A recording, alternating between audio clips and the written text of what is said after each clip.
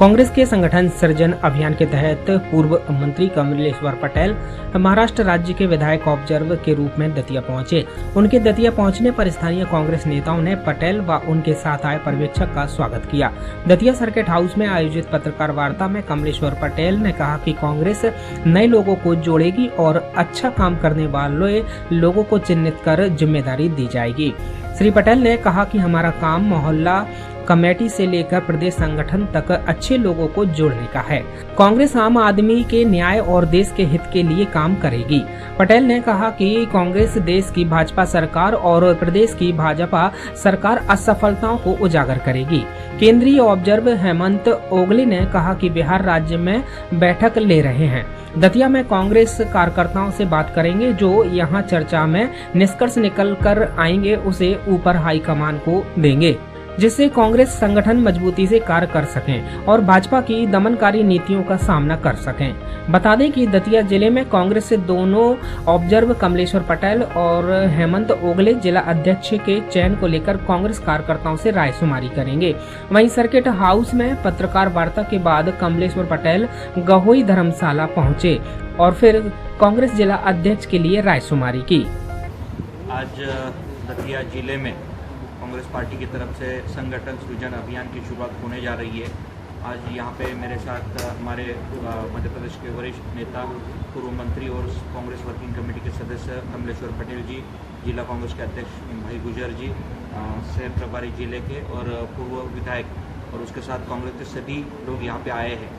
तो मैं सबसे पहले उनका स्वागत करता हूँ, उनका धन्यवाद देता हूँ कि वो सब लोग यहाँ पे आए। राहुल जी ने 4-5 दिन पहले भोपाल में बात कही थी कि हर ज़िले में कांग्रेस के यहाँ पे जितने भी ज़िले हैं मध्य प्रदेश के, हर ज़िले में अभी ये अभियान की शुरुआत हो गई है और इस अभियान के तहत हम लोगों के बीच में जाना है, ना कि केवल बस कांग्रेस लोगों के बीच में, सिविल सोसाइटीज़ है और उनके बाकी बहुत सारे अलग अलग चीज़ें हैं, उनके साथ जाके बातचीत करनी है और संगठन मजबूत करने के लिए आने वाले भविष्य के लिए क्या करना है उसके बारे में चर्चा करनी है और उसमें से हम लोग छाटेंगे। यहाँ पे 3 विधानसभा है, 10 ब्लॉक है और जिले की कमेटी है। तो उन सब से बात करके आने वाले समय में कांग्रेस को कैसे मजबूती दी जाए। और अभी जैसे यहाँ की विधानसभा है जो मात्र 2500 वोटों से हारी है, ये जो कुछ भीतरघात हो रहा है उसके बारे में भी चर्चा करेंगे कि ऐसा क्यों हो रहा है। तो ये बहुत सारी ऐसी चीज़ें उनको निकाल के हम लोगों को ऊपर ले जाना है। उसके अलावा कुछ संगठन में काफ़ी सारा बदलाव होगा।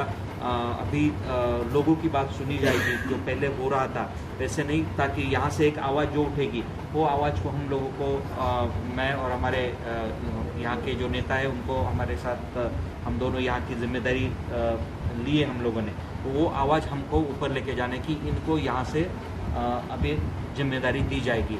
और वो सबको सर्वमान्य जो होगा वो भी हम लोग सोचेंगे कि उसको सर्वमान्यता भी मिले, ताकि आगे जाके एक होके पूरी ताकत से जो भारतीय जनता पार्टी है, जिनके वो दमनकारी उनकी नीतियाँ हैं, उनके खिलाफ हमको आवाज़ उठानी है और लोगों की आवाज़ यहाँ पे उठा के हमको कांग्रेस मजबूत करनी है।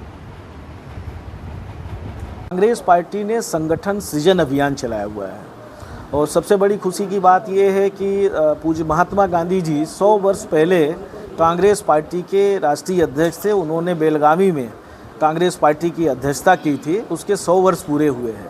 इसलिए कांग्रेस पार्टी का शीर्ष नेतृत्व ने CWC मीटिंग में ये तय किया, खड़गे जी, राहुल जी ने, कि हम इस वर्ष संगठन सृजन अभियान चलाएंगे और पूरे देश में नए लोगों को जोड़ने का भी अभियान होगा। जो अच्छा काम कर रहे हैं उनको भी चिन्हित करने का काम होगा और किस तरह से हम संगठन को और मजबूत करें और भारतीय जनता पार्टी की जो केंद्र की सरकार है, प्रदेश में जो उनकी सरकारें हैं, जो उनके झूठ फरेब है, जो उनकी कुरीतियां हैं, उसको हम किस तरह से और मजबूती से लड़ सके और आम जन को न्याय दिलाने का काम करें।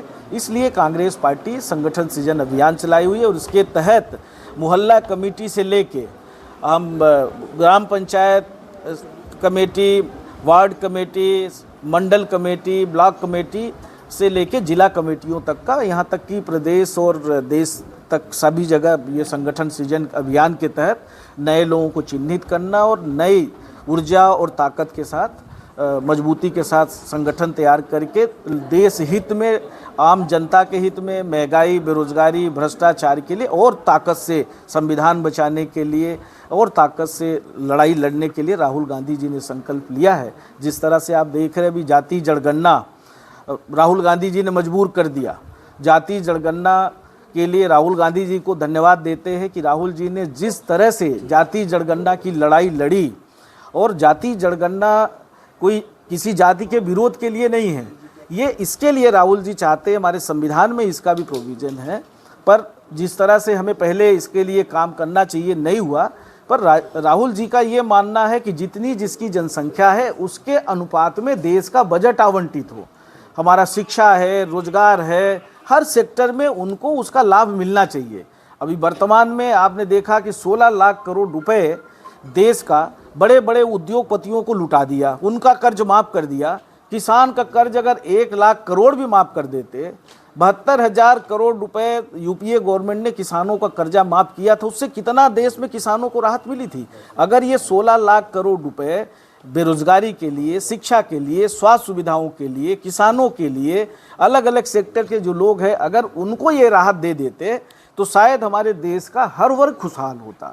पर दुर्भाग्य है कि भारतीय जनता पार्टी की जो केंद्र सरकार है वो शासकीय धन का, जनता का जो टैक्स का पैसा है उसका लगातार दुरुपयोग कर रहे हैं। और राहुल जी चाहते हैं, खड़गे जी चाहते हैं, कांग्रेस पार्टी चाहती है कि जाति जनगणना हो और सभी वर्गों को न्याय मिले, चाहे सामान्य वर्ग का गरीब हो और चाहे किसी भी वर्ग का हो, उसको न्याय मिलना चाहिए। और इसलिए ये हम समझते हैं देश में ये बहुत बड़ी पहल है। और जाति जनगणना अगर सही ढंग से हो गई, जिस तरह तेलंगाना के आधार पर राहुल जी ने बात की है, जिस तरह से वहाँ तेलंगाना में जाति जनगणना हुई है, सब बातों को ध्यान में रखते हुए उस पैटर्न पे अगर देश में जाति जनगणना होती है तो सभी वर्ग को न्याय देने में बहुत सहूलियत होगी, अगर सरकार की मंशा ठीक होगी। दतिया से यूडी न्यूज के लिए विनोद कुशवाहा की रिपोर्ट।